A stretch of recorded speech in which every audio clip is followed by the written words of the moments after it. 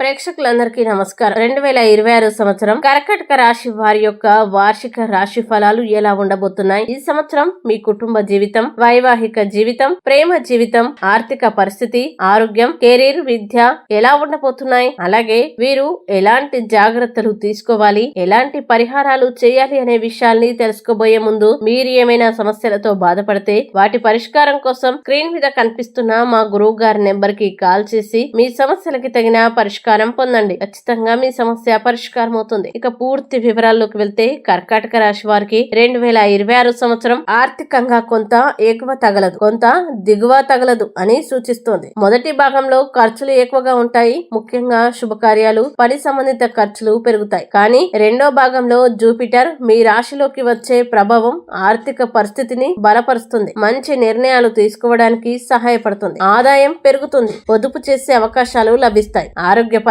మొదటి భాగంలో శరీరానికి జాగ్రత్త అవసరం కాబట్టి యోగా, ప్రాణాయామం, సరైన ఆహారం పాటించడం చాలా ముఖ్యం. రెండో భాగంలో జూపిటర్ ప్రభావం వల్ల ఆరోగ్య సమస్యలు కొంత తగ్గుతాయి. కానీ ఏడాది మొత్తంలో జాగ్రత్త అవసరం. కెరీర్ పరంగా మొదటి భాగంలో కొన్ని సవాళ్లు ఎదుర్కోవచ్చు. సహచరులు కొంత ఒత్తిడి పెడతారు. కానీ రెండో భాగంలో పరిస్థితులు మెరుగుపడతాయి. మీ కృషి మరియు నిపుణుల మార్గదర్శకత్వంతో వ్యాపారం లేదా ఉద్యోగంలో మంచి విజయాలు పొందవచ్చు. విద్యార్థులు కొంత కష్టపడ్డ అధ్యయనంలో ఫలితాలు సాధిస్తారు. ఇంటర్నేషనల్ స్టడీస్ లేదా పోటీ పరీక్షలకి ప్రత్యేక అవకాశాలు లభిస్తాయి. కుటుంబ జీవితం మొదటి భాగంలో కొంత ఒత్తిడి ఉండవచ్చు. కానీ రెండో భాగంలో పరస్పర ప్రేమ మరియు సహకారం పెరుగుతుంది. వివాహ జీవితం మొదటి భాగంలో కొంచెం సమస్యలు ఉండవచ్చు. రెండో భాగంలో బంధం బలపడుతుంది. ప్రస్తుత సమస్యలు తగ్గి సానుకూల ఫలితాలు వస్తాయి. మొదటి భాగంలో కొంత ఎత్తు తగ్గులు ఉండవచ్చు. కానీ రెండో భాగంలో ప్రేమ బలపడుతుంది. స్నేహ భావం మరియు బంధం పెరుగుతుంది. ఇక కర్కాటక రాశి వారికి 2026 సంవత్సరం వార్షిక రాశి ఫలాల్లో చేయాల్సిన పరిహారాలు గనుక చూసినట్లయితే